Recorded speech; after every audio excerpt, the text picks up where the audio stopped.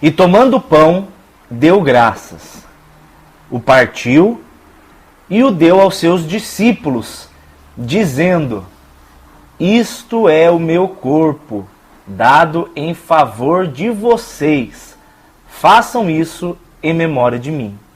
Da mesma forma, depois da ceia, tomou o cálice, dizendo: este cálice é a nova aliança no meu sangue, derramado em favor de vocês. Gente linda do Dani, a paz. Tem muita dúvida sobre a ceia do Senhor. Mas apesar de tudo, ela é super simples. Jesus ele não dá um mandamento complicado. As pessoas é que complicam. Primeira coisa de tudo é que Deus ele não dá, através de Jesus, um ensinamento de quando a ceia deve ser feita. Tem igreja que diz que tem que ser toda a reunião. Tem igreja que faz uma vez por mês. Eu conheço igreja que faz uma vez por ano. A quantidade de vezes pouco importa. Se for todo domingo, que bom. Se a igreja tiver condições de bancar sempre o suco de uva e o pão, maravilha, façam sempre. A questão é fazer isso em memória de Jesus. A gente tem que entender o que a gente está fazendo. Isso já me leva a uma outra questão. Se as igrejas hoje usam bisnaguinha e suco de uva, será que é válido? Porque Jesus usou vinho mesmo, tá? Porque Paulo não fala não vos embriagueis com suco de uva, ele fala não vos embriagueis com vinho. E eles usavam pão sem fermento. Então quer dizer que hoje, se eu usar o suco de uva e a bisnaguinha, eu não estou fazendo de forma digna. Então essa ceia não é válida, conforme muitos fundamentalistas dizem. Eu vou contar para vocês uma história. Tem um amigo meu que ele servia a Igreja de Jesus lá no Amazonas, pregando para índio. Olha o cara. Enquanto a gente fica aqui na nossa teologia, no nosso sofá, o cara foi lá pregar para índio. E chegou lá, ele falando do amor de Deus, explicando o novo nascimento, chegou na parte da ceia. Gente, vocês não vão acreditar, os índios piraram, eles queriam tomar ceia de qualquer jeito, eles queriam fazer aquilo, porque eles entenderam Jesus falando, façam isso em minha memória. Aí eles pediram para esse amigo meu, que eles queriam fazer. Só que esse meu amigo se viu diante de um problema, porque lá na Amazônia, na aldeia onde ele estava, era impossível ter pão, não tinha trigo. Como que ele ia fazer para ter pão? A viagem para a aldeia mais próxima, para a cidade mais próxima, seriam dias e dias e dias. Ele não poderia, porque ele ia ficar pouco tempo naquela aldeia. E o que eu dizer então do vinho, suco de uva, não tem uva na Amazônia. O que fazer? Ele pegou, gente, açaí, fez suco de açaí, e ele pegou fruta do conde. Alguns chamam de atemoia, enfim. Pegou fruta do conde e suco de açaí. E ele fez a ceia com aqueles índios com açaí, suco de açaí e fruta do conde. E eu tenho certeza absoluta que Jesus Cristo recebeu aquilo como uma adoração sincera. Deus não tem formas. Quem tem forma é a gente que coloca regrinhas. Deus tem intenção no coração. Se ao tomar o pão e o vinho, a sua intenção for reconhecer que Jesus entregou o corpo e derramou o vinho por você, o sangue por você, aquela ceia se torna absolutamente válida. Não interessa se é vinho, se é suco de uva, se é suco de açaí, se é bisnaguinha. Cara, tome a ceia do Senhor, levando em conta o que é interessante, o que é importante, é que é a memória do que Jesus fez por você.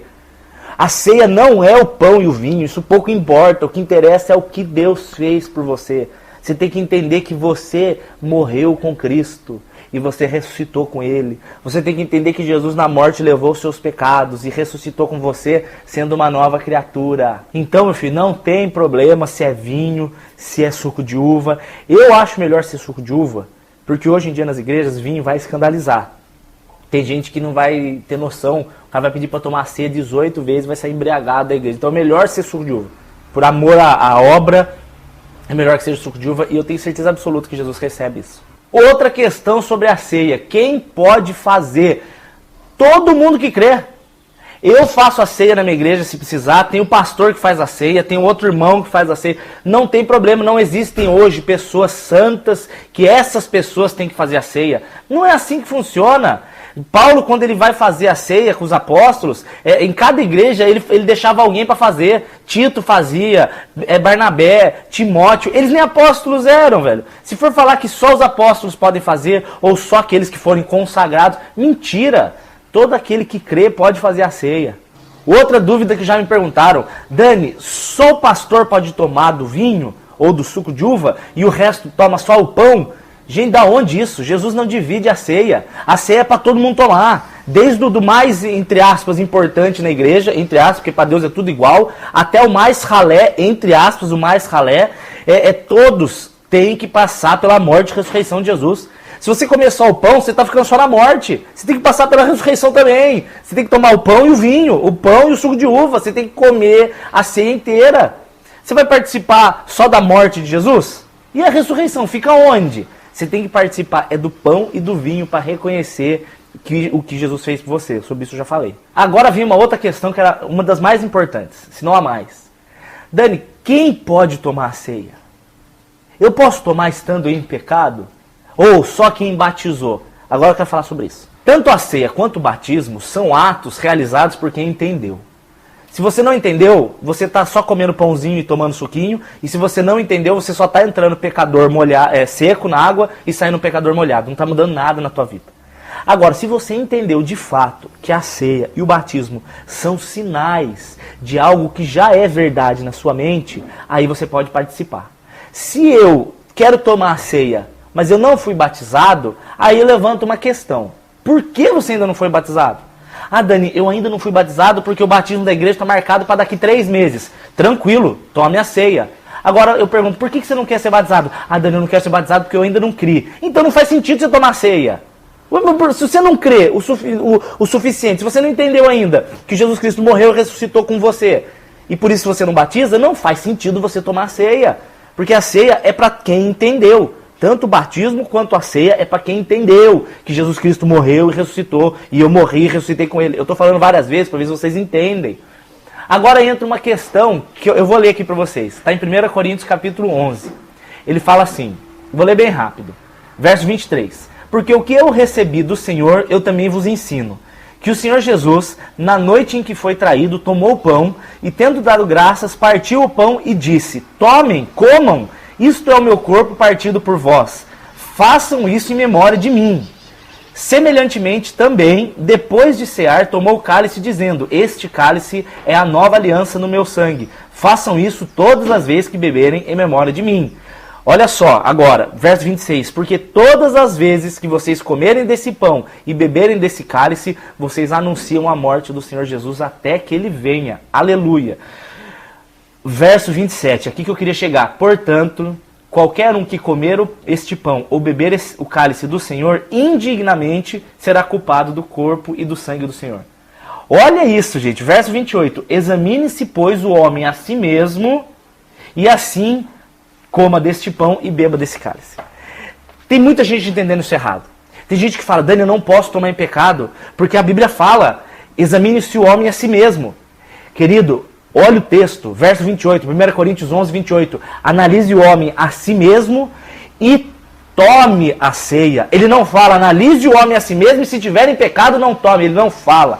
Por que eu estou falando isso? Porque uma coisa é errar, outra coisa é permanecer no erro. Quem é nascido de Deus não permanece no erro. Isso está em 1 João 5,18. Quem é nascido de Deus não vive pecando. Todo mundo peca. Eu acordo com preguiça, eu acordo com raiva, eu acordo pensando besteira, eu olho para minha esposa e eu penso em baixaria. Se bem que isso aí não é pecado, aí pode. Mas a questão é, ninguém toma a ceia de forma pura, ninguém. Se eu for levar ferro e fogo do jeito que muita gente entende, ninguém poderia tomar a ceia. A diferença é, analise o homem a si mesmo e tome a ceia. Se você fez uma coisa horrorosa, a ceia é um dos melhores momentos para você se acertar com Deus. Porque quando você para e você pensa, o que você está fazendo, cara? Meu Deus, eu estou tomando o corpo e o sangue de Jesus como se eu tivesse sido participante daquilo.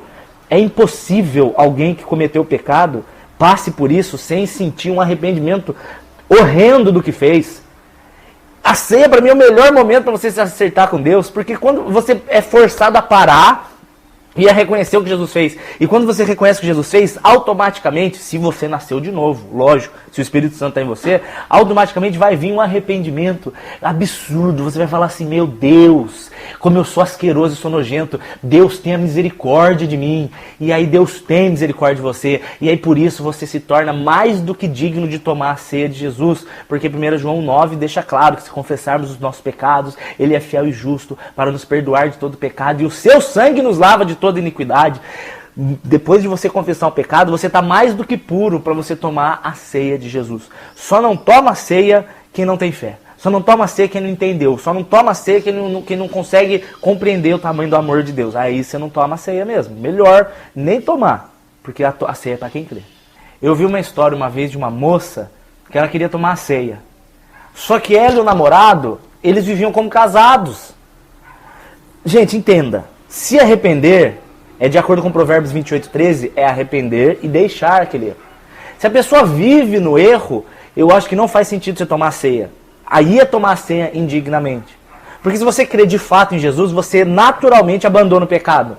Se você diz que crê em Jesus, mas você vive caído no pecado, numa constância recorrente e sempre, então eu acho que você não entendeu direito o amor de Deus. A menina queria tomar a ceia, ela e o namorado, só que eles faziam sexo, fornicação, direto. Não faz sentido. Se você quer participar da ceia do Senhor, então você assuma o seu pecado e se arrependa. Busque melhorar. É diferente. Uma coisa é tropeçar, a outra coisa é viver caído. Aí sim eu digo para você, analise cada um a si mesmo e tome a ceia.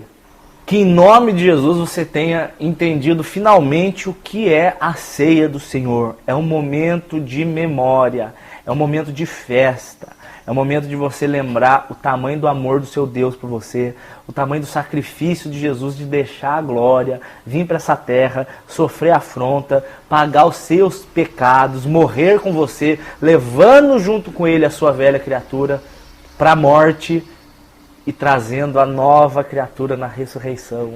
Ceia é o momento máximo para o cristão, é o momento máximo, porque você participa da maior demonstração de amor que essa terra já viu, que foi o sacrifício de Jesus por você. Tome a ceia, faça a festa, se você estiver em pecado, se acerte com o seu Deus, peça perdão, se arrependa pelo que você fez, tome a ceia, seja participante da nova aliança, até o dia que Jesus vier nos buscar e a gente se encontra lá em casa, e eu sou Daniel Saad e eu tenho saudade do céu, e um dia, se a gente não se encontrar nessa terra, a gente se encontra lá. Isso é fato. Permaneça fiel, porque fiel é aquele que te prometeu, fiel é aquele que te guarda e fiel é aquele que garante que vem nos buscar um dia. Seja na minha morte, seja no arrebatamento, mas a gente se encontra lá. Beijos, tchau.